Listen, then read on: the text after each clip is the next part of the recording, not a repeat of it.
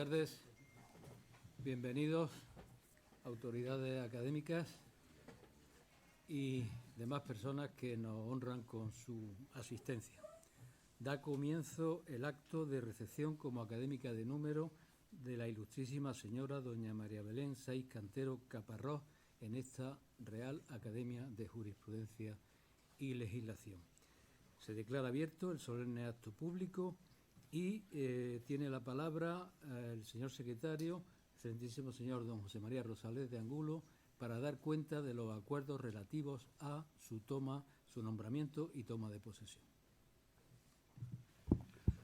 Con la venia del excelentísimo señor presidente. Declarada vacante la medalla número 15 de académico numerario de esta Real Corporación, de la que había sido titular la ilustrísima señora doña Elena Arias Salgado Ropsi, el Pleno de la Real Academia de Jurisprudencia y Legislación de Granada, en su sesión celebrada el día 14 de junio de 2023, a propuesta de los académicos excelentísima señora doña Elisa Pérez Vera y excelentísimos señores don José Arturo Pérez Moreno y don Andrés Tortosa Muñoz, ha elegido por unanimidad académica de número a la ilustrísima señora doña María Belén Saiz Cantero Caparrós, catedrática de Derecho Civil de la Universidad de Almería,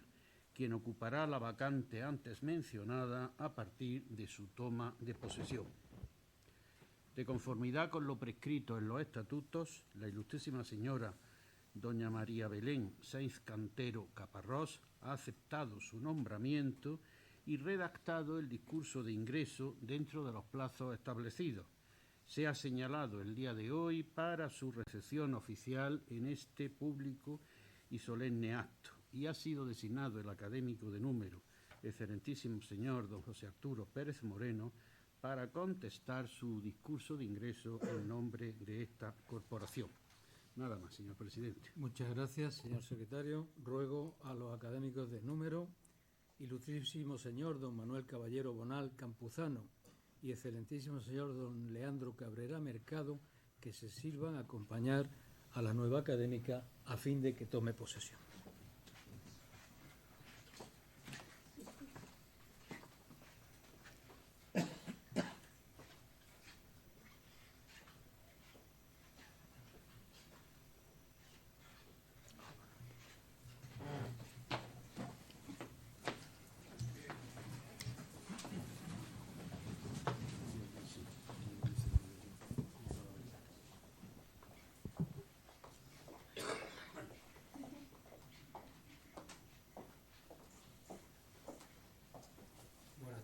Puede prestar juramento o promesa.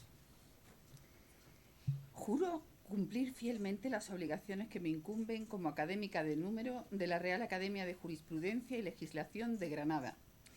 con lealtad al Rey,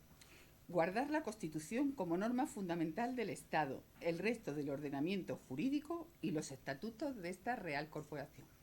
Pues con el juramento prestado acaba de tomar posesión como académica de número de esta Real Corporación. En prueba o señal de lo cual le impongo la medalla que le corresponde y le entrego el diploma acreditado. Enhorabuena.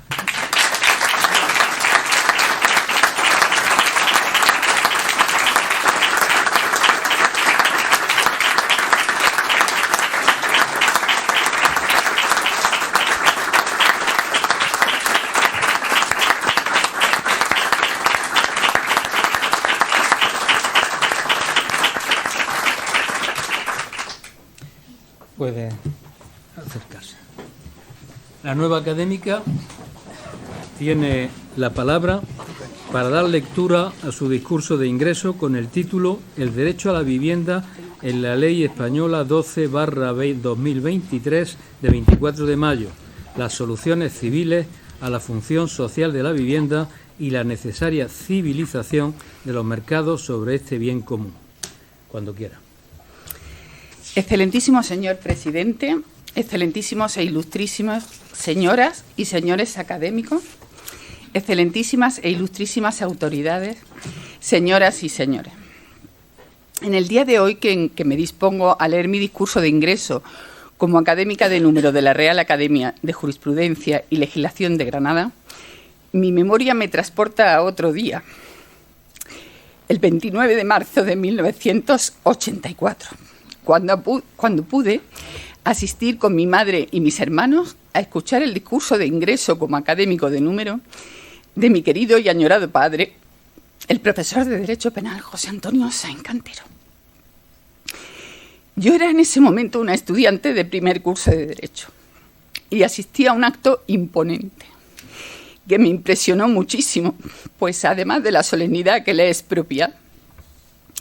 previamente nuestros padres, pertenecientes a una familia granadina de juristas por varias generaciones, vinculados a la Audiencia Territorial de Granada y su antecesora, la Real Chancillería, nos habían informado de la historia y el prestigio de esta Real Corporación, que puede acreditar su existencia desde 1745 y de lo que suponía para un jurista su pertenencia a ella. Ese día y en ese momento, escuchando a mi padre su discurso de ingreso, era del todo imposible imaginar que yo misma me encontraría en tal situación años después. Tampoco después pasó nunca por mi cabeza esta extraordinaria posibilidad, hasta que se me comunicó oficialmente. Comprenderán que la emoción, el agradecimiento y la clara conciencia de mi pequeñez para este ingreso me invadieron muchos días después. Y es lo que siento en este momento, aunque mi ilusión sí que es grande. Recibo este honor inmerecido gracias a la generosidad del Pleno de esta Academia, a la que agradezco sincera y personalmente mi elección y a cada uno de sus distinguidos miembros. En particular, quiero expresar mi agradecimiento emocionado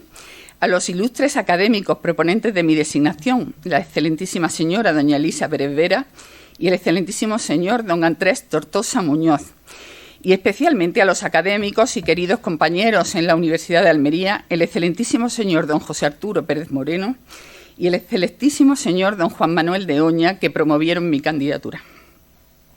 Espero poder corresponder con todo mi esfuerzo y mi trabajo a la confianza que me han expresado, lo que me será posible solo siguiendo el ejemplo y la excelencia de los académicos que hoy me reciben, pero también de aquellos que contribuyeron en su pasado centenario al prestigio de esta institución. En particular, estoy obligada a seguir el de mi padre, cuya medalla de académico han tenido la bellísima y delicada consideración de asignarme. No me cabe la menor duda de que nos contempla, junto a mi madre y a mi hermano, José Eduardo, también gran jurista y un ejemplo para mí, que nos dejó hace 3 meses. Gracias por último y de corazón a mi familia y a todos los compañeros y amigos de las universidades de Almería, Córdoba, Jaén y Granada, que rodeándome como siempre con su valioso e impagable cariño, han hecho el esfuerzo de venir a acompañarme. Con su venia, señor presidente, para mi ingreso en esta institución he elegido como tema del discurso el derecho a la vivienda en la Ley Española 12/2023 de 24 de mayo, las soluciones civiles a la función social de la vivienda y la necesaria civilización de los mercados sobre este bien común. Como ustedes conocen, debido al gran revuelo mediático que le acompañó, el 26 de mayo de 2023 entró en vigor la Ley 12/23 de 24 de mayo del derecho a la vivienda,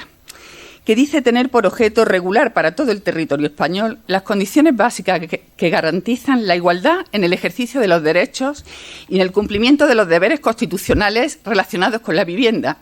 y en particular el derecho a acceder a una vivienda digna y adecuada y al disfrute de la misma. En la tramitación del proyecto de ley fue objeto de cerca de 1 millar de enmiendas, con interesantes debates que la cuestionaban en su totalidad o en determinados aspectos, tanto de una perspectiva económica como jurídica. En particular, en cuanto a esta última, sobre la cuestión competencial y los límites jurídico-constitucionales de las medidas propuestas por el legislador para garantizar el llamado derecho a la vivienda. A este respecto, recibió un contundente informe del Consejo General del Poder Judicial cuestionando su constitucionalidad y el anuncio de algunos gobiernos autonómicos de que inaplicarían la norma, además de recurrirla ante el Tribunal Constitucional. Nuestra doctrina constitucionalista ha opinado siempre de forma mayoritaria que el artículo 47 de la Constitución española, que recoge el derecho a una vivienda digna y adecuada, está proclamando constitucionalmente no tanto un derecho fundamental, sino un principio rector de contenido económico y social. También el Tribunal Constitucional rechazó en múltiples ocasiones la condición de derecho subjetivo del derecho a una vivienda digna y adecuada del artículo 47 de la Constitución, sin perjuicio de reconocerle valor normativo. El dictado del artículo 47, por sus efectos, tendría más bien la naturaleza de un mandato dirigido a los poderes públicos para desarrollar políticas dirigidas a que los ciudadanos puedan disponer de una vivienda digna y adecuada. Esa ha sido también la opinión del Tribunal Supremo desde la sentencia de 26 de mayo de 1987, donde afirmó que el derecho proclamado en el artículo 47 de la Constitución recoge sobre todo un principio rector de la política social y económica que, con los demás incorporados al capítulo 3 del título primero de la Constitución española vigente y como ellos, conforme al artículo 53.3, no serían directamente tutelables, sino que para ser invocados ante la jurisdicción ordinaria requieren de previo desarrollo legal, haciéndose efectivos conforme al régimen dispuesto por las leyes que lo desarrollan. El principio rector del artículo 47 obligaría así a la existencia y desarrollo de una política de vivienda, pero el contenido y la tutela efectiva del proclamado derecho a una vivienda digna y adecuada requeriría la previa actuación del legislador con la competencia para definir y concretar la estructura, contenido y garantías del derecho subjetivo a la vivienda. En los últimos años, no obstante, un sector importante de la doctrina constitucionalista ha defendido que, a pesar de su título, de los principios rectores de la política social y económica, el capítulo 3 del título primero de nuestra Constitución contiene, además de principios rectores, derechos subjetivos. El derecho a la salud, del artículo 43, el derecho a la cultura, del artículo 44, el derecho al medio ambiente, del artículo 45, y el derecho a la vivienda, del artículo 47. A semejanza de lo que sucede en la sección primera del capítulo 2 del título primero, de los derechos fundamentales y de las libertades públicas, donde aparecen, además de derechos y libertades, principios que claramente no pueden ser tratados como derechos fundamentales o libertades públicas, por lo que quedarían excluidos de la garantía del artículo 53.1 y 2, reserva material de ley, garantía del contenido esencial y protección mediante recurso de amparo. Según este sector doctrinal y ante la literalidad del texto del artículo 47, el derecho a la vivienda digna y adecuada sería entonces un verdadero derecho constitucional, aunque no fundamental. El legislador de la Ley 12/2023 por el derecho a la vivienda ha venido a consagrar esta visión y así lo hace ya en el mismo inicio de su exposición de motivos. Invoca para ello la jurisprudencia del Tribunal Europeo de Derechos Humanos y del Tribunal Constitucional Español, que sigue a la anterior. Pero ya antes de esta Ley 12/2023, leyes estatales y autonómicas en España han declarado igualmente este derecho. Y así lo hace a nivel estatal la Ley del Suelo y Rehabilitación Urbana y a nivel autonómico el Estatuto de Autonomía de Cataluña, el Estatuto de la Comunidad Valenciana y el de las Islas Baleares. Pero todas las comunidades autónomas lo han desarrollado a través de leyes que en no pocos casos han sido objeto de recursos de inconstitucionalidad. Estas leyes, a la que se suma la nueva Ley del Derecho a la Vivienda, vendrían a confirmar la condición de derecho subjetivo del derecho a la vivienda digna y adecuada y, por tanto, su exigibilidad, se comparta o no su naturaleza constitucional. Pues bien, el texto de la Ley 12/2023, que para definir el derecho subjetivo a la vivienda acude al tenor literal del artículo 47 de la Constitución y el artículo 5 de la Ley del Suelo, e identifica a sus titulares como todos los ciudadanos, y que cuando pretende concretar cómo se materializa ese derecho subjetivo a la vivienda, dispone derechos y también deberes que califica de constitucionales,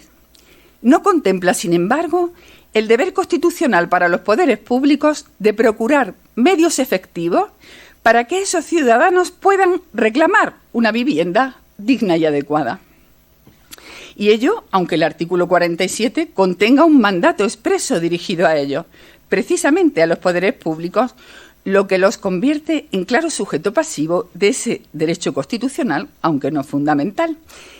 integrado, sin embargo, según la ley, por facultades y deberes también constitucionales de los ciudadanos, por más que estos no aparezcan como tales sujetos pasivos en nuestra Constitución. Y si la efectividad de cualquier derecho subjetivo viene determinada por la exigibilidad de su contenido,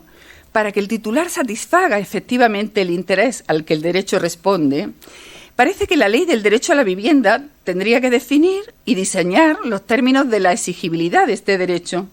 de modo que, como los demás derechos e intereses legítimos reconocidos, estuviera plenamente respaldado por la tutela judicial efectiva.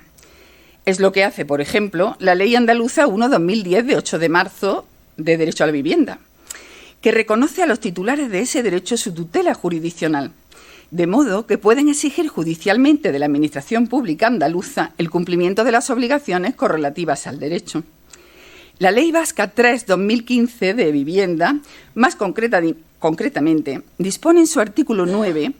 que esa Administración debe ofrecer una vivienda a todos los residentes con vecindad administrativa en la Comunidad Autónoma Vasca, cuando, cumpliendo determinadas condiciones, no puedan acceder a ella por sus propios medios. Si la Administración no dispone de inmuebles para ello, el particular tiene entonces derecho a una prestación económica para pagar un alquiler. Y en caso de que la Administración vasca incumpla su obligación o deniegue la prestación, el afectado puede dirigirse a la jurisdicción contencioso-administrativa. Nada semejante encontramos en la nueva Ley Estatal de Vivienda y en su definición del derecho a una vivienda digna y adecuada. Los poderes públicos no parecen sujetos pasivos de este derecho ni resultan obligados directamente a satisfacerlo.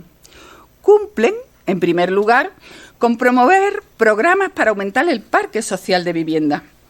pero también, y en segundo lugar, articulando medidas para que el mercado, con sus leyes de funcionamiento y los titulares de derechos sobre las viviendas, en el ejercicio de sus facultades, no impidan o excluyan del acceso a la vivienda a quienes no puedan procurársela por sus propios medios. Y así, prevé la ley que se controle la oferta en los mercados de la vivienda y se impongan nuevos deberes al propietario, hasta el punto de redefinir el contenido de las facultades, cargas y deberes que comportan su propiedad. Efectivamente, para el legislador también forman parte del derecho a la vivienda derechos y deberes específicos del propietario de las viviendas, los recogidos en los artículos 9, 10 y 11 de la Ley 12/2023. Y con estos preceptos, el legislador estatal, en ejercicio de sus competencias en materia de derecho civil, estaría redefiniendo el contenido del derecho de propiedad sobre ese bien, que a semejanza del régimen del suelo, conforme al interés general y según el principio de desarrollo sostenible, no vendría ya conformado, según el artículo 348 del Código Civil. Este precepto para la vivienda quedaría fuera de juego o sin aplicación, en virtud de la Ley 12/2023 y otras normas de naturaleza administrativa. Para el Consejo General del Poder Judicial, los artículos 10 y 11 de la ley reflejan una concepción estatutaria del derecho de la propiedad privada cuando recae sobre el bien vivienda, que transgrede el derecho constitucional de propiedad, al vaciar de gran parte de su contenido civil a la propiedad privada del artículo 33.1 de la Constitución cuando se refiere a una vivienda. Así lo expresó contundentemente el Consejo en su informe al proyecto de ley. A nuestro juicio, dijo el Consejo, esta propuesta del proyecto es inconstitucional, una expropiación sin compensación para los propietarios de viviendas que ven como sus facultades dominicales sobre las mismas les son sustraídas del régimen general del Código Civil, donde han estado siempre, y pasan a la tutela del Estado. Las nuevas facultades dominicales sobre la vivienda vendrían determinadas por lo que en cada momento decida el legislador, estatal o autonómico, de modo que el derecho constitucional de propiedad sobre la vivienda del artículo 33.1 queda aparentemente sin más contenido civil que la titularidad, para convertirse en una forma de atribución o tenencia del bien vivienda, diseñada por los poderes públicos, en el tiempo y en el espacio concretos, con la finalidad, eso sí, de que nadie quede excluido del derecho a residir en una vivienda digna y adecuada. Mención especial merece, desde luego, entre estos deberes, la obligación, que no la facultad, que impone la ley a los propietarios de viviendas en el artículo 11.1a, del uso y disfrute propios y efectivos de la misma. El empleo del término uso propio parece dejar fuera de la ley la posibilidad de destinar la vivienda a un uso distinto al de residencia habitual del propietario o de tercero. Otra consecuencia de esta obligación es que las personas jurídicas propietarias de viviendas tendrán que mantenerlas arrendadas o cedido su uso por cualquier otro título continuamente, para no estar expuestas a las consecuencias negativas de ser titulares de una vivienda vacía. Y ello, aunque no sean grandes tenedores, porque una persona jurídica no puede hacer uso propio de una vivienda. Pero sobre todo es que al tratarse de una obligación, la del uso propio y efectivo de la vivienda, el conservarla vacía supone un incumplimiento de dicha obligación al que pueden acompañar consecuencias administrativas y civiles, como la sanción o la expropiación. Y hay que tener en cuenta que el concepto de vivienda vacía puede venir definido por el legislador no solo en atención a la condición física de una vivienda de no estar ocupada, también en atención a situaciones jurídicas o económicas de quienes las ocupen. Así, el artículo 1.1 de la Ley Catalana 1/2022 permite considerar vacía una vivienda a efectos administrativos también cuando un propietario tiene ocupado su piso y no ha regularizado al ocupante según los requisitos que una ley disponga en cada momento. El Tribunal Constitucional se ha manifestado sobre este deber de destinar de forma efectiva el bien al uso habitacional previsto por el ordenamiento jurídico cuando lo dispuso el artículo 1.3 de la Ley Andaluza 1/2010 y lo declaró inconstitucional, pero por contravenir el artículo 86.1 de la Constitución al haberse dispuesto por un Real Decreto y no por ley, e implicar una limitación a la facultad de disponer esencial a la propiedad. Sin embargo, no destacó el Tribunal Constitucional en esta sentencia que el legislador pudiera restringir de ese modo la amplitud de las facultades de uso y disposición del propietario de la vivienda en atención a la configuración constitucional del derecho de propiedad. Así se expresó el Tribunal Constitucional. En otra sentencia, por el contrario, entendió que el uso efectivo no sería parte del contenido del derecho de propiedad, no sería un deber del propietario, sino solo un objetivo del poder público. No parece, sin embargo, que la nueva ley deje dudas sobre la naturaleza de esta obligación del propietario recogida en el artículo 11 de la Ley 12/2023, que mucho más que un objetivo de las políticas públicas de vivienda con sus medidas correspondientes, delimita y limita esencialmente las facultades de uso y disposición de la propiedad sobre la vivienda, afectando sustancialmente a su contenido civil. Lo cierto es que la propiedad de la vivienda, como la de los demás bienes, se ha regido hasta ahora por el Código Civil, además de un buen número de normas especiales de derecho privado y de derecho público que consideran las dimensiones social y económicas propias de dicho bien. Entre ellas, las normas autonómicas sobre vivienda, respecto de las cuales, ya se ha hecho referencia, se ha tenido que manifestar el Tribunal Constitucional prácticamente cada vez que una de ellas veía la luz. A partir de la Ley Estatal 12/2023, el Estado y las comunidades autónomas, también los entes locales en alguna medida, atribuirán en cada momento las facultades que, según consideren, deben corresponder a los titulares de las viviendas, atendiendo a las circunstancias particulares de estas y las del mercado en las que se encuentren, así como las atribuyen hace mucho sobre el suelo, el agua, las costas o el espacio para enterramiento. Pero en esa tarea deberían respetar el contenido esencial del derecho fundamental de propiedad, consagrado en la Constitución y descrito en el Código Civil, aun considerando su función social, ya que tiene declarado el Tribunal Constitucional que esta función no puede justificar una alteración tan sustancial de este derecho que quede desnaturalizado. En relación con esta redefinición de la propiedad sobre las viviendas basada en la función social que la Constitución y la ley le asigna, se ha puesto de manifiesto por algunos autores que la Constitución española habla de la función social del derecho de propiedad y no de la función social de la vivienda, como lo hace la Ley 12/2023, y que detrás de esa justificación la ratio legis de la norma es convertir a las viviendas, incluso las de titularidad privada, en un servicio público. El propio legislador, en la exposición de motivos, afirma que las políticas públicas de vivienda deben orientarse a satisfacer el derecho de acceso a una vivienda digna y adecuada como un servicio de interés general. Lo que, en mi opinión, expresa el legislador al asignar esa función social a la vivienda y no a la propiedad sobre las viviendas es, sobre todo y en realidad, una consideración de la vivienda como un bien común, categoría jurídica y económica a la que me referiré a continuación. Esta consideración aporta una perspectiva jurídica esencial desde la que interpretar y analizar la norma que nos ocupa y que conduce finalmente a la conclusión de que si la vivienda es un bien común, necesita de soluciones e instrumentos de atribución y gestión adecuadas a un bien común. Y estas soluciones e instrumentos no son las propias del derecho administrativo, a las que el legislador se confía absolutamente en la Ley 12/2023, sino a las propias del derecho civil. En el último siglo se ha desarrollado, en efecto, entre los economistas y los juristas, pero también en otras ciencias y en relación con ellas, un debate muy importante en torno a los denominados bienes comunes: el aire, el agua, la energía, el clima, la fertilidad del suelo, las semillas,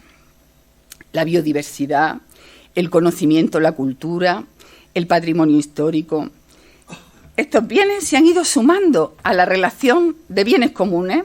sobre los que existe acuerdo. Es preciso conservar y garantizar a todos,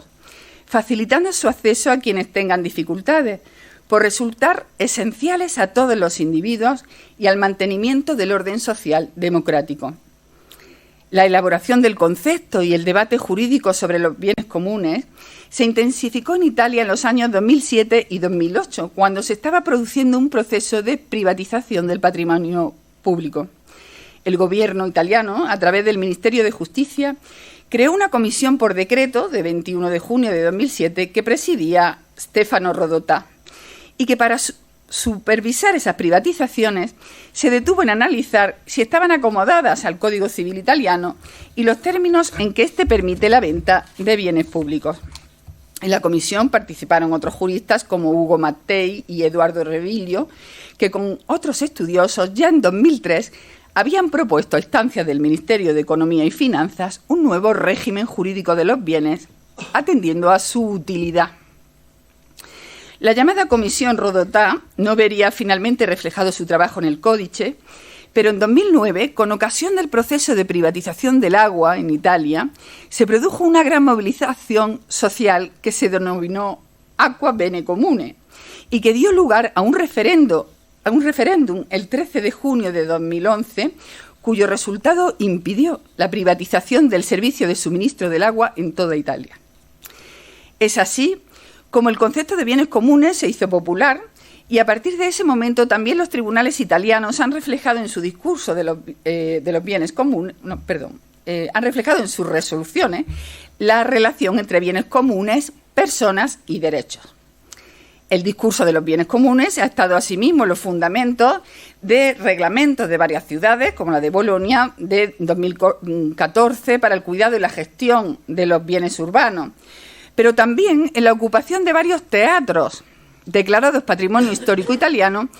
como el Teatro Valle en Roma.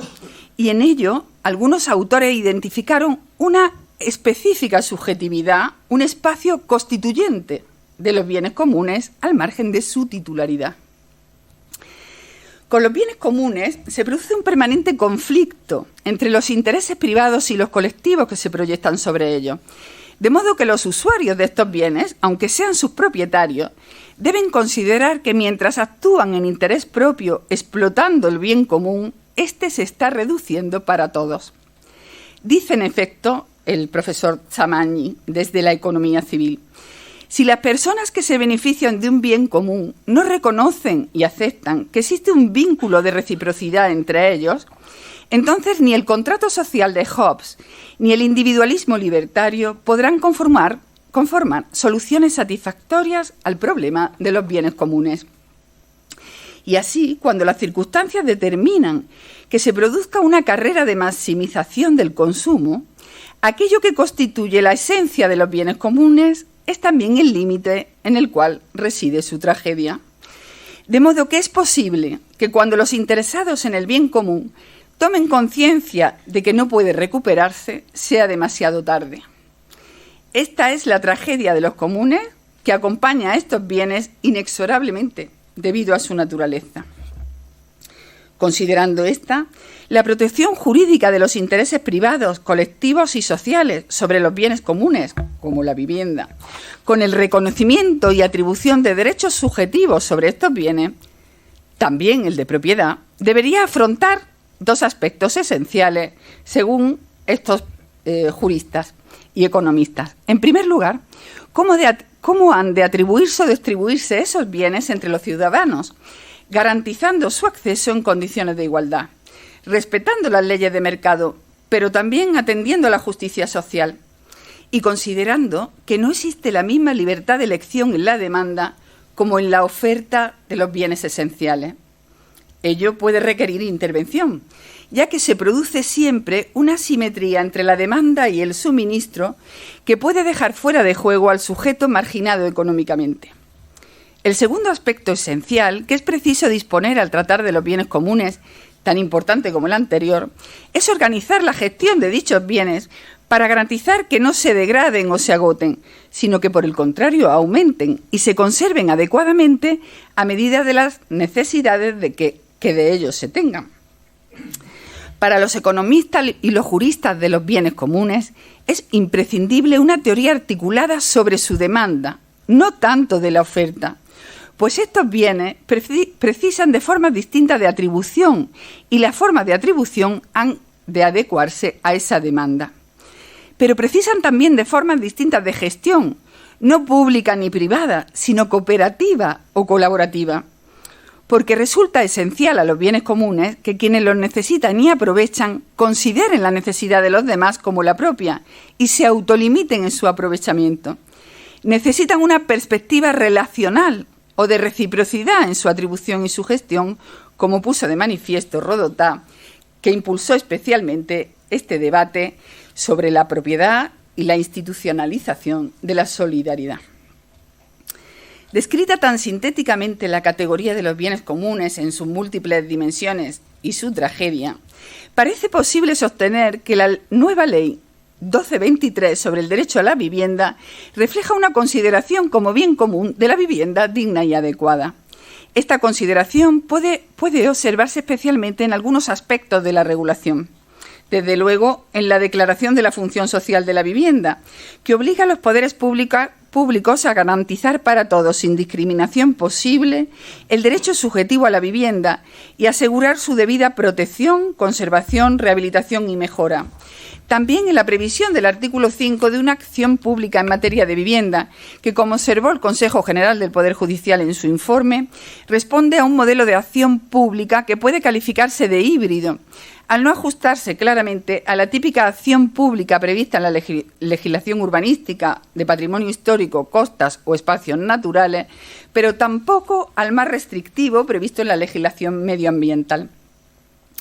Esa consideración como bien común de la vivienda se manifiesta asimismo en las definiciones del artículo 3. Desde esa perspectiva, quiere el legislador que la vivienda sirva para residencia permanente o habitual y que sea digna y adecuada, de modo que si no está en condiciones de ser habitada, se considera infravivienda.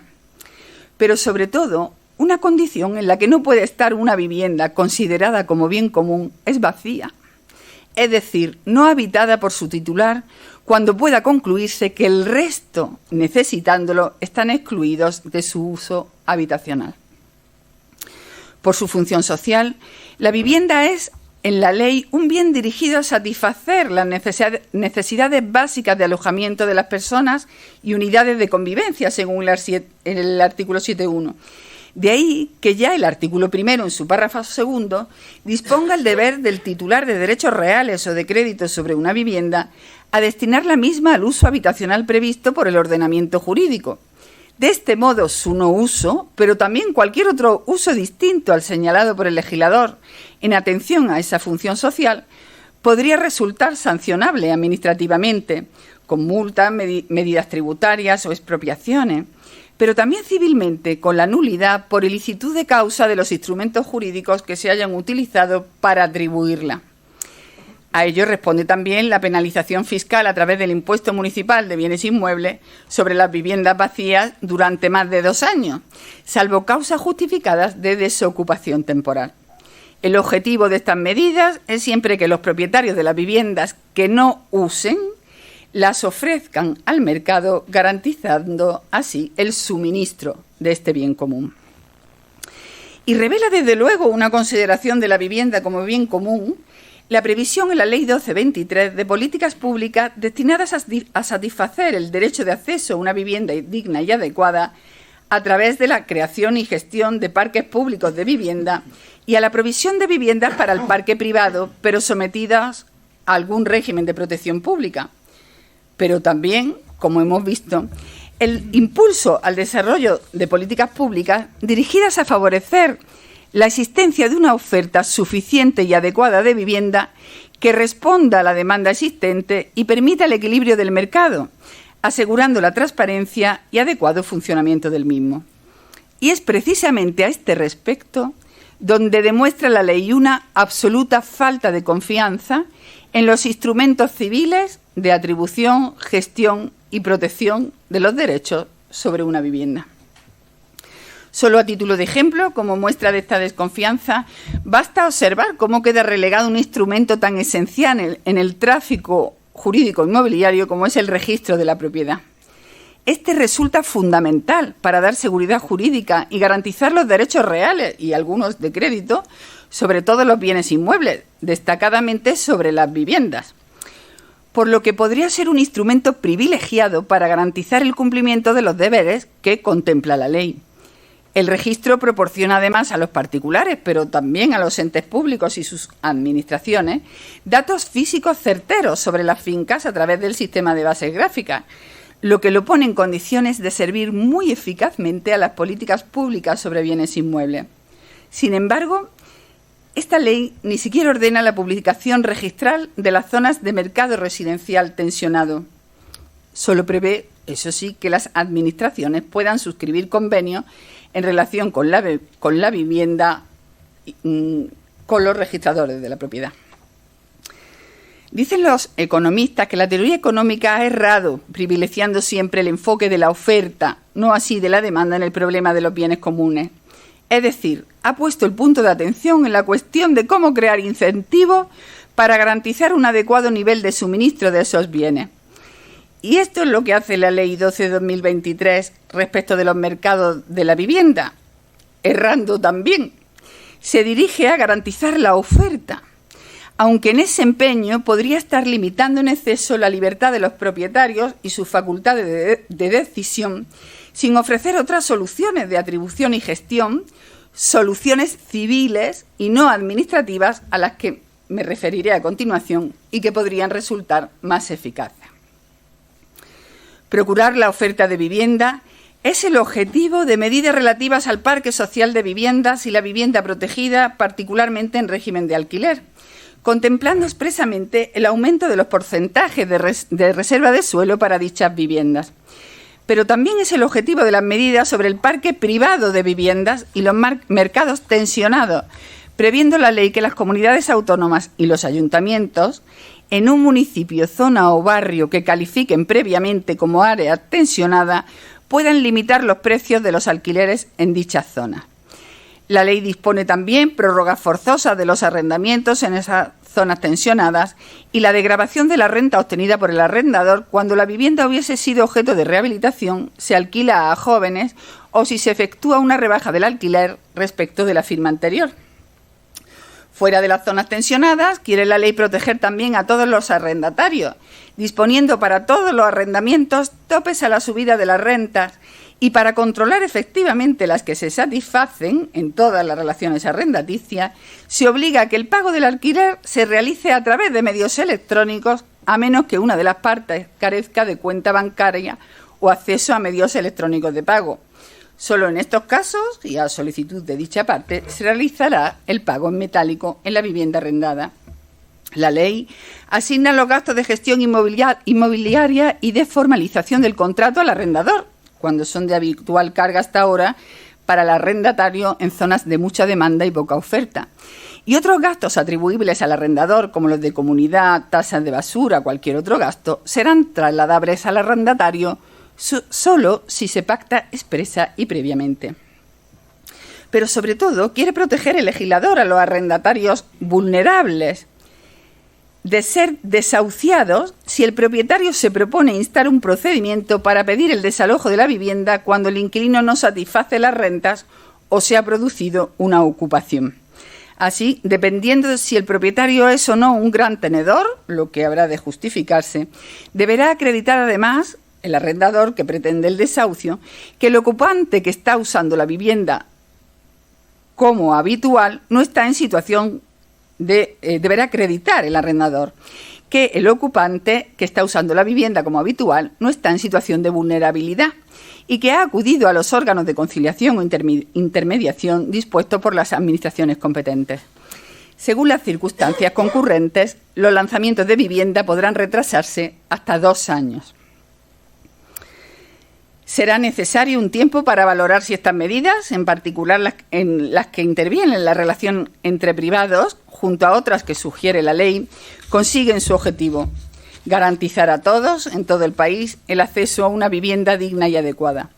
Pero quienes analizan los efectos que medidas semejantes han producido en otros países de nuestro entorno, y la mayoría de los expertos en el mercado inmobiliario español, vaticinan por el contrario que los únicos beneficiarios de estas medidas serán los que tuvieran la condición de arrendatarios al tiempo de entrada en vigor de la ley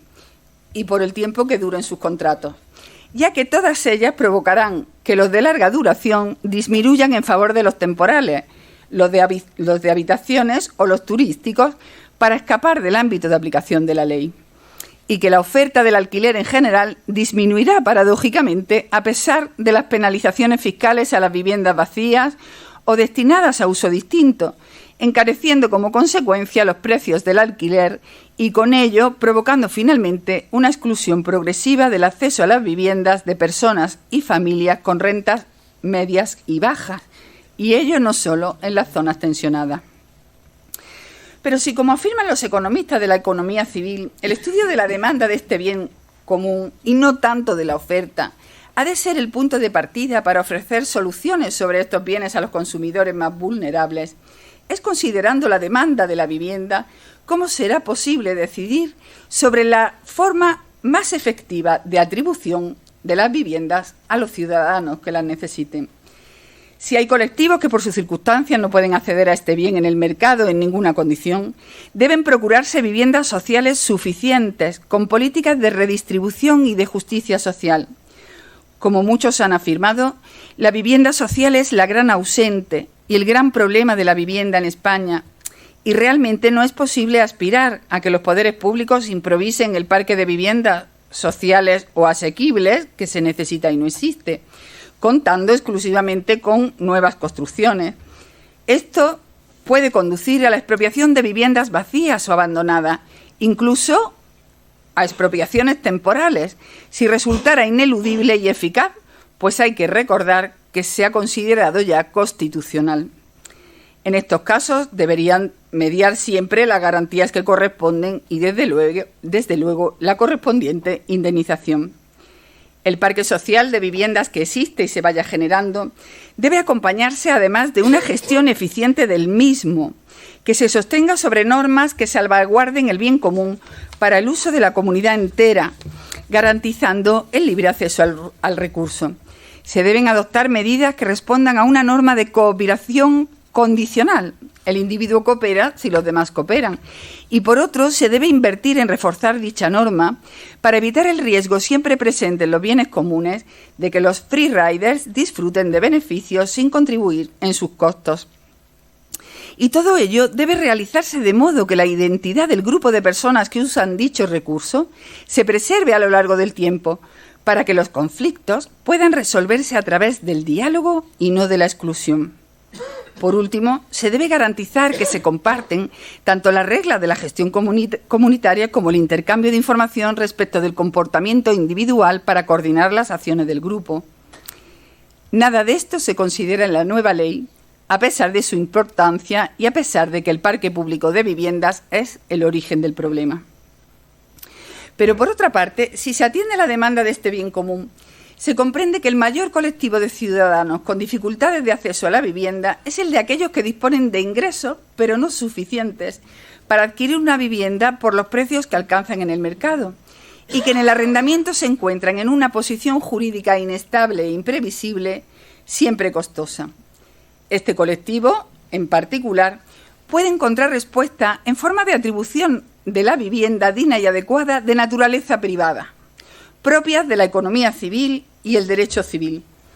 Algunas de estas formas civiles de atribución y gestión de bienes comunes son tan antiguas y cuentan con tanta tradición como el mismo derecho de propiedad. Comunidades romanas y germánicas, titularidades fiduciarias, enfiteusis. Otras son de reciente implantación, como la propiedad compartida o temporal. Las llamadas tenencias intermedias, por situarse entre la propiedad o el arrendamiento, que dividen el dominio, pero que respetan la doble dimensión de la propiedad de una vivienda, la social y la patrimonial, agilizando el acceso a la misma, especialmente a los colectivos que encuentran dificultades para adquirir una vivienda sin sobreendeudarse. Las tenencias intermedias, como otras soluciones de derecho civil, pueden ofrecer respuestas a este amplio colectivo de ciudadanos con rentas medias y bajas, destensionando al mismo tiempo el mercado del alquiler. Pero, sobre todo, civilizan los mercados de acceso, la atribución y la gestión de las viviendas para que sean suficientes, dignas y adecuadas, promoviendo la cooperación de todos los implicados, quienes actúan en una necesaria comunidad de intereses. La amenaza del fracaso de la ley de vivienda, anunciada ya por muchos expertos en la materia, resulta en efecto y sobre todo porque hace una elección que, al desnaturalizar la propiedad privada sobre las viviendas y tratar de intervenir los mercados inmobiliarios, obstaculiza la verdadera cooperación entre los sujetos que intervienen en estos mercados.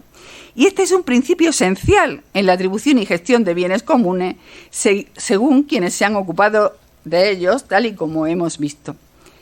La atribución y gestión de la vivienda como bien común necesita, en efecto, otras soluciones a las basadas exclusivamente en el libre funcionamiento del mercado o exclusivamente en la intervención pública de los mercados. Soluciones basadas no en las leyes del mercado, no en la intervención pública, sino en el derecho civil y la economía civil. Esta es la respuesta a los mercados de los bienes comunes y no intervenirlos o administrativizar su régimen jurídico. Expuesto todo lo que antecede, podemos concluir que a las soluciones públicas y privadas sobre la vivienda lo que les falta es la idea de reciprocidad, de comunidad y de colaboración más allá del mercado o de la administración. A esa idea de comunidad solo pueden corresponder eficazmente soluciones de derecho civil, y esto lo ignora totalmente la ley, sea para la atribución y gestión del parque público, sea para la atribución y gestión del parque privado de vivienda. Como punto de partida ineludible, debería el legislador estatal o autonómico respetar las leyes de mercado y la libertad, además de la propiedad como derecho fundamental. También responder a la necesaria existencia de un parque público de viviendas. Pero las necesidades que requieren reciprocidad no pueden reconducirse únicamente a lo privado o a lo público. La realidad es que ni la atribución ni la gestión exclusivamente privada que se sostiene sobre los mecanismos de mercado, pero tampoco la pública que pretende imponer la oferta de viviendas en arrendamiento, son eficaces por sí solas para garantizar la atribución y la gestión eficaz y adecuada de la vivienda, para garantizar el derecho de todos los ciudadanos de acceso a la vivienda, porque se trata de un bien común. Y termino. La protección jurídica de la vivienda como bien común a generar y conservar y de los intereses públicos, privados, colectivos que se proyectan sobre ella, puede ser que requiera de un cambio de paradigma. Pero este cambio de paradigma pasa no por una intervención del mercado y de la tenencia de la vivienda, sino más bien por incorporar y regular antiguos y nuevos modos de atribución privada y antiguas y nuevas formas de gestión cooperativa o colaborativa de este bien común. Este no es un planteamiento igualitarista cercano al comunismo, es por el contrario un planteamiento acorde a una economía del siglo XXI, una economía del bien común en la que todos se benefician con los resultados. Y es el único modo, por otra parte, de garantizar los elementos esenciales al contenido del derecho a la vivienda dispuestos internacionalmente, entre ellos y en particular la seguridad jurídica en su tenencia. He dicho, muchas gracias.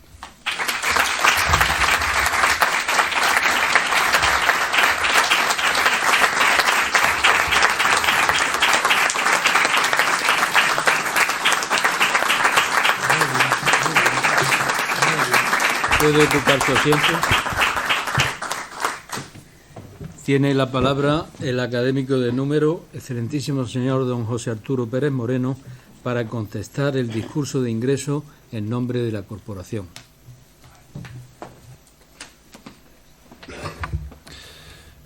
Excelentísimo señor presidente, con la venia, excelentísimos e ilustrísimos señores académicos, excelentísimos e ilustrísimos señores y señoras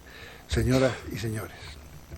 Por encargo y en nombre de la Academia me corresponde el honor de dar respuesta al discurso de ingreso de la ilustrísima señora doña María Belén Saiz Cantero Caparrós, nueva académica de esta corporación. Es esta una de las más honrosas labores que se pueden realizar en esta sede y se recoge en el artículo 13 de los estatutos, que dispone que el académico electo redactará sobre el tema jurídico que elija el discurso que habrá de leer en el acto solemne y público donde estamos, de su recepción, y el presidente designará al académico de número encargado de contestarle en nombre de la corporación, a la vez que señalará el día para ello. Es de rito y rigor comenzar por exponer el currículum vitae de la nueva académica. La actual catedrática de Derecho Civil de la Universidad de Almería, María Belén Saiz Cantero, nació en Santiago de Compostela. En Granada se licenció en Derecho en 1989, donde también desarrolló parte de su formación predoctoral, completada luego en la Sorbona. En 1993 se incorpora a la recién creada Universidad de Almería como profesora de Derecho Civil y obtiene en 1996 el grado de doctor en esa universidad, con premio extraordinario por su tesis La obligación civil nacida del delito o falta. En 1998 accede por concurso-oposición al cuerpo de profesores titulares de universidad y en 2012 también por concurso-oposición al de catedrático, después de haber obtenido su acreditación a cátedra por la Agencia Nacional de Evaluación en 2011. Directora del Seminario Internacional Chiara Lubich de Derecho y Ética Social, vocal del Seminario Permanente de Derecho Inmobiliario Registral, es habitual profesora invitada en otras universidades españolas y extranjeras, Universidad de Sheffield, en Reino Unido, la Sapienza, en Roma, la Pontificia Università Urbaniana, en el Vaticano, o la Universidad de Novetrate e Campus de Como, de cuyo colegio de docenti del dottorato forma actualmente parte. Es colaboradora también como docente de la Escuela Paulista de la Magistratura en Brasil. Cuenta con 5 sexenios de investigación, dirige el grupo del Plan Andaluz de Investigación, Estudios de Derecho Privado y Comparado, que se proyecta sobre todo el derecho civil, patrimonial y de las personas. Y ha participado en proyectos de ámbito nacional e internacional, como la Red Europea de Investigación sobre Vivienda Familiar, apoyo de la Comisión Europea a la inclusión social, a las necesidades específicas de apoyo educativo y la mejora de competencias básicas para las personas reclusas en Europa, análisis jurídico y cuantitativo de la violencia en la infancia y la adolescencia, propuestas de intervención sociolegal o apoyo técnico y jurídico al desarrollo rural de Mozambique de la Agencia Española de Cooperación Internacional para el Desarrollo. Entre otras muchas actividades, en la Universidad de Almería ha presidido la Comisión de Humanos del Comité de Bioética y desde 2021 forma parte de la Comisión Internacional en el seno de la Iglesia Católica, la Comisión Internacional per il Benessere y la Tutela delle Persone, en la que asesora de forma permanente sobre prevención, gestión de denuncias y programas restaurativos a víctimas de abusos sexuales y de conciencia. Cuenta la Nueva Académica con casi un centenar de publicaciones entre monografías, artículos, informes jurídicos, comentarios jurisprudenciales, innumerables intervenciones, ponencias, conferencias y cursos, de los que hago excusa de exponer, y nace en una familia cuyo apellido resuena en Honduras, en el mundo del derecho y más aún en Granada. Por la rama Caparrós, su bisabuelo, don José María Caparrós y Lorencio, fue un ilustre abogado de esta ciudad y profesor de Derecho Internacional en su universidad y en el Colegio de la Abadía del Sacromonte. Y su abuelo, don José María Caparrós Esteire, fue asimismo abogado granadino y profesor de Derecho Romano en la universidad y en el citado colegio. La otra rama fue encabezada por su padre, don José Antonio Saiz Cantero, y seguida por su hermano José Eduardo, nuestro querido Pepe, catedrático de Derecho Penal de la Universidad de Almería, que por desgracia nos ha dejado muy recientemente y al que dedicamos aquí un cariñoso recuerdo como buen compañero, magnífico docente y mejor amigo. Permítaseme aquí la licencia de dedicar unas palabras a quien fue, aunque no solo a él, mi maestro de Derecho Penal. Asignatura que cursé con verdadero entusiasmo y materia de la que por avatares de la vida y golpes de la dura realidad forense me aparté voluntario y definitivamente hace muchos años. Don José Antonio Saiz Cantero, natural de Melilla, y licenciado y doctorado por la Universidad de Granada, fue discípulo de Stampa Brown en esta universidad y de Metzger en Alemania, obteniendo en 1965 la cátedra de Derecho Penal, que desarrolló primero en Santiago de Compostela, luego en Murcia, hasta que volvió a Granada, ocupando muy relevantes cargos académicos, y no solo la cátedra, como el de vicerrector. Y todo ello hasta su temprano fallecimiento en 1985. Como es sabido, fue académico numerario de esta Real Corporación y titular de su medalla número 15, que será por azar, será por providencia, ha sido la misma adjudicada a la Nueva Académica, siendo así que la medalla sea propia de padre y luego de hija, que yo sepa, es la primera vez que ocurre en esta corporación, de lo cual me congratulo enormemente, por supuesto. Quiero dar, pues, ese modesto recuerdo mío al maestro Saiz Cantero, y digo maestro no solo por el poderío de ser lo que lo era, sino por la vocación de enseñar que le adornaba. De tal manera que sus alumnos quedamos siempre asombrados de la facilidad de llevarnos a su saber, de ponernos el ejemplo exacto y perfecto por estudiado al detalle, aún recuerdo varios, y de también mostrarnos y hacernos partícipes con todo respeto desde su causalismo, entonces imperante, del finalismo que ya asomaba, y todo ello a través de la cita continua de autores que desgranaba con la elegancia personal y doctrinal que le era propia y que por sí sola llenaba el estrado y el aula. Pues bien, la rama de ese árbol Belén no queda atrás. Lo primero que destaca de Belén es ella misma. Su carácter, su empatía, su alegría, sus profundas convicciones, su honradez,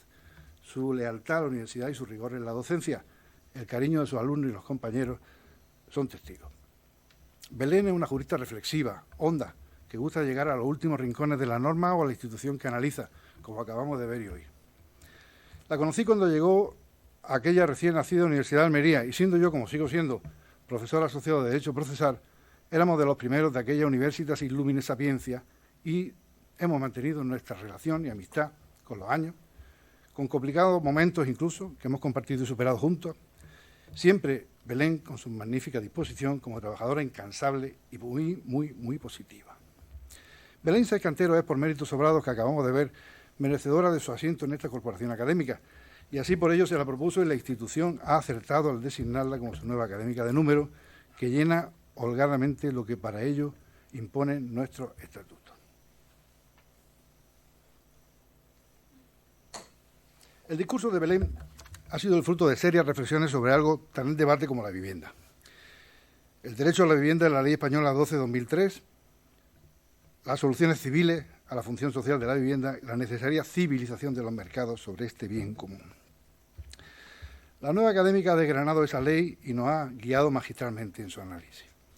Ha partido de la exposición de su génesis legislativa y ha calificado a la ley estatal sobre la vivienda de muy necesaria, especialmente para delimitar y coordinar las comunidades autónomas en tan importante materia. Ha examinado después el derecho constitucional a disfrutar de una vivienda digna y adecuada y el mandato en ese sentido a los poderes públicos y cómo esta ley lo dirige también a los particulares para colaborar en resolver los problemas de la insuficiente oferta de vivienda, incluidas medidas fiscales, mandando políticas públicas y también en lo que aquí más importa en el ámbito civilista, regulando deberes y limitaciones de uso y disposición a los propietarios de las viviendas así como controles de precios en el arrendamiento. Ha analizado la relación de la norma con la Constitución, con la economía de mercado, con el derecho constitucional de propiedad, con la propia norma suprema, delimitándolo con lo que denomina la función social, en desarrollo de la cual aflora esta nueva ley. En la ley, ha dicho la nueva académica, y es de lo más importante de su profunda exposición, la vivienda, cree ella, considera, se incluye en la categoría de los denominados bienes comunes. Y también ha dejado claro que el derecho al disfrute de una vivienda digna y adecuada no tiene la condición de derecho subjetivo ni de derecho fundamental, sino de mandato dirigido a los poderes públicos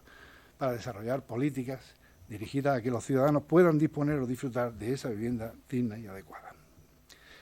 También ha puesto de relieve en su discurso que el derecho a la vivienda consta en la Declaración Universal de Derechos Humanos, el Pacto Internacional de Derechos Económicos, Sociales y Culturales de Naciones Unidas, la Carta Social Europea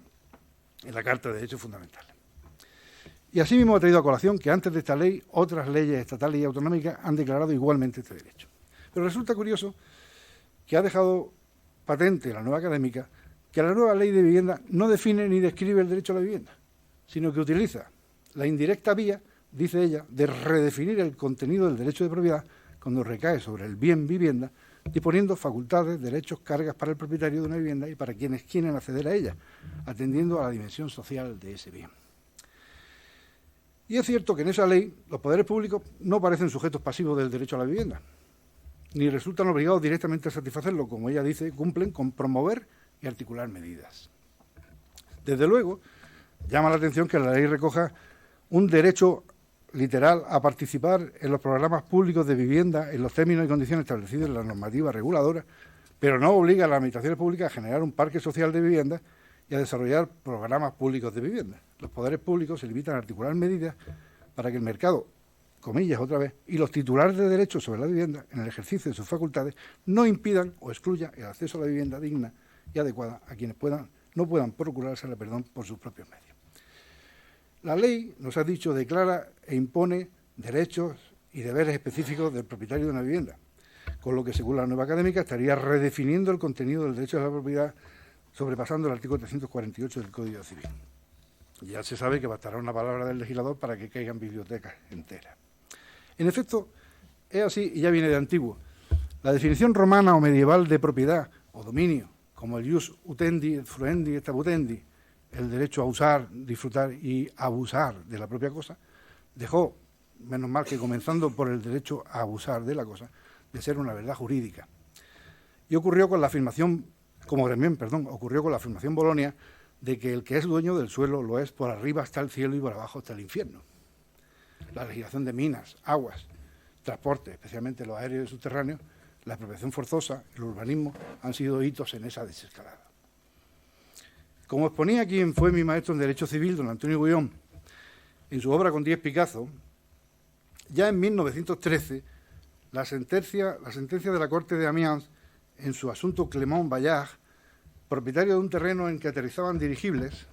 demandó a su colindante Coquerel porque éste, para conseguir que aquel le vendiese el terreno, plantó unos armazones de madera con hierros punzantes en su propio terreno que obstaculizaban el aterrizaje de los dirigibles, sin provecho alguno para Coquerel. La Corte declaró concurrente en él un abuso de derecho que limitaba la propiedad de Coquerel. No podía, por tanto, ya abusar de su propiedad.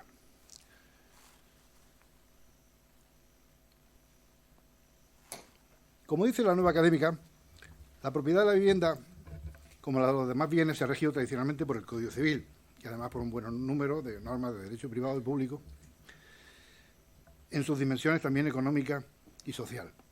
Y entre ellas las normas autonómicas de vivienda, normas todas que deben respetar el contenido esencial del derecho fundamental de propiedad, consagrado en la Constitución y descrito en el Código Civil, aun considerando su función social, en relación con la cual tiene declarado, como ella ha dicho, el Tribunal Constitucional, que no puede justificar una alteración tan sustancial que lo desnaturalice. Esa función social de la propiedad, que a estas alturas nadie discute, no es algo nuevo ni propio de la Constitución española, de 1978. Por supuesto, las constituciones y leyes del siglo XIX estaban otra cosa, eran liberales y bastante tenían con tener libertad y ser ciudadanos y no súbditos y no se dedicaban a otras cosas. La Constitución Republicana de 1931 sí declaraba en su artículo 44 que toda la riqueza del país, sea quien fuere su dueño, está subordinada a los intereses de la economía nacional y afecta al sostenimiento de las cargas públicas, con arreglo a la Constitución y las leyes. La propiedad de toda clase de bienes podrá ser objeto de expropiación forzosa con causa de utilidad social. Y al hilo de esto quiero traer a colación aquí la promulgación en 1935 de la Ley de Previsión contra el Paro de 25 de junio, conocida como Ley Salmón, por ser quien la promovió don Federico Salmón y Amorín, abogado del Estado y a la sazón, ministro de Trabajo, Sanidad y Previsión en el gobierno de don Alejandro Lerroux en coalición con la CEDA, y que en una actuación propia de la doctrina económica de Keynes, estímulo de la economía con inversión y actuaciones públicas, promovió esta norma que, entre otras cosas, contenía previsiones como que deben eliminarse los pasos a nivel, siempre con personal español y con materiales españoles. Promovió, que se construyeran más de 3.000 edificios de vivienda en España, la mayor parte en Alicante, Barcelona, A Coruña, Madrid, Málaga, Sevilla, Valencia y Valladolid. Y fueron edificios conocidos como modelo Salmón, que si alguno tiene interés le enseño una foto porque lo conocemos todos. Su idea fue fomentar la construcción de casas de renta, así las llamaba, limitadas en su precio según la población, desde 50 pesetas hasta 250 en Madrid y Barcelona. Eso en ley, en ley, su precio puesto ya y todo. Con la aplicación de beneficios fiscales y otros. Y un dato curioso de esto es que, como publicó La Vanguardia en 2016, resultó que en noviembre de 1941 el ministro de Trabajo, don José Antonio Girón de Velasco, ordenó instalar las placas en todos los edificios de la Ley Salmón, convirtiéndose así en las únicas placas que son republicanas y franquistas a la vez. El asunto estaba, evidentemente, en la misma olla, estaba ardiendo. En la dictadura franquista, las leyes fundamentales del reino recogían también esta idea de la función social. El Fuero de Trabajo, del 9 de marzo de 1938, modificado en 1967, disponía que el Estado reconoce y ampara la propiedad privada como medio natural para el cumplimiento de las funciones individuales, familiares y sociales. Todas las formas de propiedad quedan subordinadas al interés supremo de la nación, cuyo intérprete es el Estado. Nación, Estado, intérprete. El Estado asume la tarea de multiplicar y hacer accesible a todos los españoles las formas de propiedad ligadas vitalmente a la persona humana, el hogar, la heredad de la tierra, los instrumentos de trabajo. En similares términos se pronunció el Fuero de los Españoles del año 45 y la Ley de Principios del Movimiento Nacional de 1958 declaraba que se reconoce el trabajo como origen de jerarquía, deber y honor de los españoles y la propiedad privada en todas sus formas como derecho condicionado a su función social. Pues muy bien. A mi modesto juicio, como antes dije, lo más relevante del magnífico discurso de la nueva académica es lo relativo a la vivienda como bien común en relación con esta redefinición de la propiedad de la vivienda basada en esa función social. Dice la exposición de motivos de la ley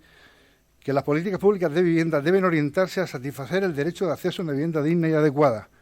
como un servicio de interés general. Lo que se nos dice en el discurso de ingresos significa la consideración de la vivienda como bien común. Categoría recientemente desarrollada, nos dice, diferente de la que distingue entre bienes públicos y privados y que se refiere a bienes sobre los que se proyectan intereses privados, también colectivos o difusos, por lo que su atribución a un sujeto a través de un derecho subjetivo no puede ser excluyente de los demás sujetos, con lo que surge para el análisis la posición jurídica del titular del bien con esos otros sujetos, con los conflictos que se generen, como perfectamente nos ha explicado en su discurso. Sostiene la académica Sáez Cantero que la nueva ley considera bien común la vivienda digna y adecuada, donde los individuos puedan establecer su residencia permanente o habitual, y para ello se basa en lo que cita de la ley, como es la penalización de las viviendas vacías. Destaca también en la ley la previsión y creación de parques públicos de vivienda y la provisión de viviendas privadas sometidas a algún régimen de protección pública para favorecer la existencia de oferta suficiente y adecuada. Y aquí me permito apuntar uno de los graves problemas que la historia de este asunto ha perpetuado: la inexistencia de una verdadera y eficaz actuación pública de vivienda. El problema es complejo. Si las administraciones públicas actúan promoviendo viviendas para su venta, colisionan con la iniciativa privada, cuyo sector, no se olvide, ha venido representando históricamente aproximadamente el 10% del Producto Interior Bruto de España. Tocar eso es complicado. Si las administraciones públicas actúan promoviendo viviendas para el arrendamiento o cesión temporal, con carácter general será la iniciativa privada la que construya y produzca así para el sector privado y habrá acceso a vivienda para quienes lo necesiten, siempre que las administraciones que aportan financiación asuman el riesgo y la decisión de hacerlo y adjudicar esas viviendas. En cualquier caso, la adjudicación de esas viviendas en propiedad o alquiler es otra complicación que suele ser indeseada para las administraciones. Y se corre, además, en todo caso también, el riesgo de construir barrios marginales en las ciudades, como históricamente ha ocurrido. La solución no es fácil y por ello no ha habido solución, ni gobierno ni administración que aborde este asunto con decisión y resultados generalmente aceptados.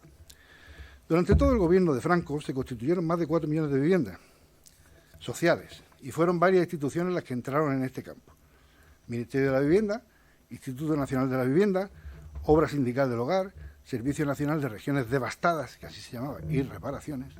Instituto Social de la Marina, que construía las casas de pescadores, Instituto Nacional de Colonización, los poblados agrícolas,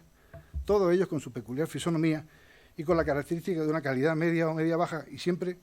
con el esquema de grupos de viviendas localizados y diferenciados del resto de las ciudades. Pero claro, esto se trataba de una obligada y muy justa reconstrucción de la posguerra y de la consolidación poblacional después. Como ejemplo actual se ha publicado recientemente que la Sociedad de Gestión de Activos Procedentes de la Reestructuración Bancaria, la Sareb, dispone solo en la provincia de Almería de 458 suelos por desarrollar. ¿Cuánto habrán en el Estado español? Y lo ofrece a los ayuntamientos y parece que ni con mucho éxito, no, con casi ninguno. Y lo ofrece para que se construyan y adjudiquen como viviendas sociales. Y la exposición de motivos dice que detalla una historia de las subvenciones que ha habido y el 13 de febrero de 2024 el Consejo de Ministros ha definido las condiciones, criterios y requisitos de acceso a la línea de avales del Estado por valor de 2.500 millones de euros destinados a facilitar que unos 50.000 jóvenes y familias con menores a cargo adquieran su primera vivienda en compra privada. Y a ellos se suman 4.000 millones de euros de línea de préstamos para promover hasta 43.000 viviendas de alquiler asequible, aprobado en mayo del 23. Y el problema sigue. El problema no es fácil, pero lo cierto es que la propia exposición de motivos se queja amargamente del tamaño del parque de viviendas públicas en alquiler en España, que son solo 290.000, que equivale al 1,6 de hogares existentes, mientras que en Europa, Francia, Reino Unido, Suecia, Países Bajos, Austria o Dinamarca se alcanza el 15%.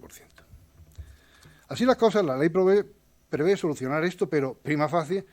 salvo el desarrollo urbanístico y edificatorio de suelos públicos, que incluso ya apunta que sea con fórmulas de colaboración jurídico público-privada, los mecanismos no parecen ser muy eficaces. Viviendas sociales adquiridas por las administraciones públicas en ejercicio de los derechos de tanteo y retracto, muy pocas. En los casos de ejecución hipotecaria o de acción en pago de vivienda habitual de colectivos en situación de vulnerabilidad, muy pocas. Y sí parece que pueda ser eficaz, aunque tampoco será suficiente, la previsión de que se puedan construir viviendas sociales en terrenos calificados urbanísticamente como dotacionales públicos. Y efectivamente es que hay a veces un exceso de dotaciones, y así ocurre en polígonos colindantes de la misma área de reparto, donde encontramos suelos que no se han ocupado porque no es necesaria esa dotación. Hasta ahora no se podía cambiar el uso, ahora la ley permitirá hacerlo. Por último, aborda el discurso de ingreso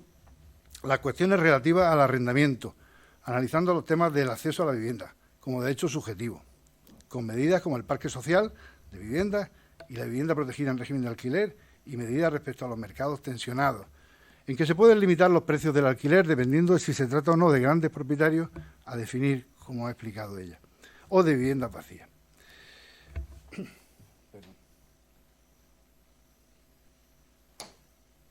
Y en efecto, la ley ha resucitado el concepto de prórroga forzosa del arrendamiento. Sí, la vieja prórroga forzosa, aunque menos grave que la indefinida de la Ley de Arrendamiento Urbano de 1964, que estuvo vigente hasta el Decreto Boyer de 1985, y que dio lugar a situaciones más que injustas de ocupación de viviendas en pleno centro de las ciudades, aquellas que se denominan aún de renta antigua, siendo Granada uno de los ejemplos en que magníficos y muy grandes pisos del mismísimo centro urbano acaban pagando en los años 80 50 pesetas de renta. En 1994 se pasó al régimen del plazo mínimo obligatorio. 5 años primero, 3 años después, ahora 5 o 7, prorrogables por otros 3 o 1 si concurre vulnerabilidad. Y el propietario es gran tenedor. Y otro mecanismo es la limitación de la subida de renta, instituto que tampoco es novedoso, pues ya se recogía en 1964 con duras cláusulas de aplicación del IPC, etcétera. Y otro es la mayor protección en los desahucios de arrendatarios vulnerables, lo cual está generando muchos problemas, como ya ha anunciado la nueva académica. Y es que, en efecto, la solución no es proclamar el derecho a la vivienda y proceder a su inmediato endoso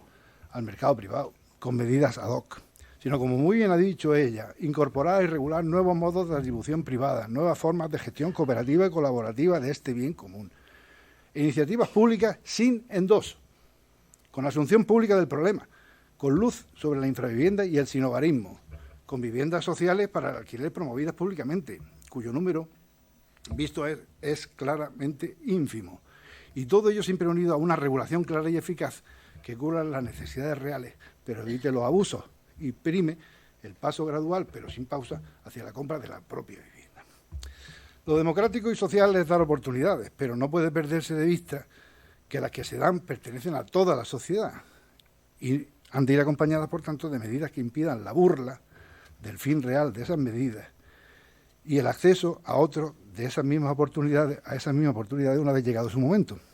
Pues de lo contrario podríamos incurrir en lo que una persona muy querida mía denomina acertadamente el excesivo estado del bienestar. En fin, esa persona es mi mujer. En fin, gracias a la académica Sei Cantero por habernos hecho reflexionar, demostrando de nuevo su saber y su valía. Gracias por su brillante lección, por la que merece la felicitación, como asimismo la merece por su toma de posición como académica de esta Real Corporación, de esta Real Academia de Jurisprudencia y Legislación de Granada, en cuyo nombre, como el de todos sus miembros, les doy la más sincera y afectuosa bienvenida. Muchas gracias.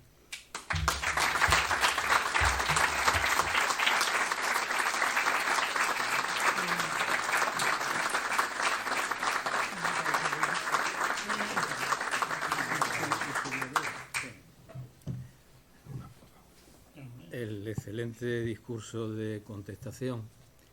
del académico señor Pérez Moreno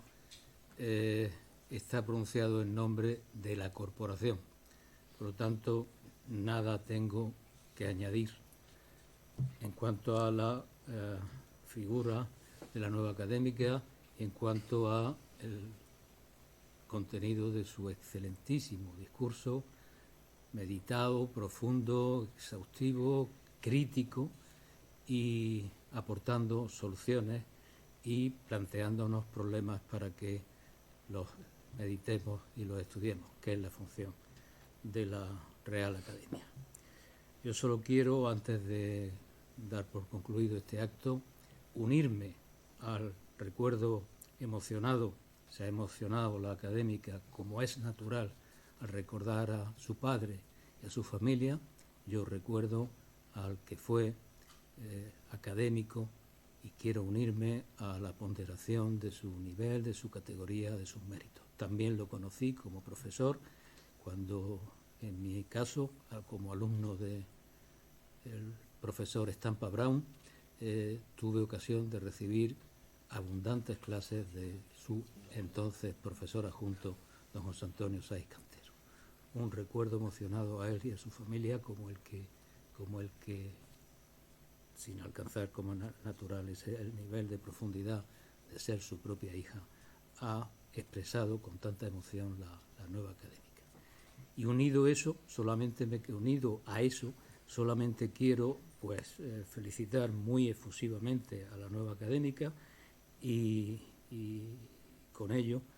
dar por concluido este acto. Así que se levanta la sesión.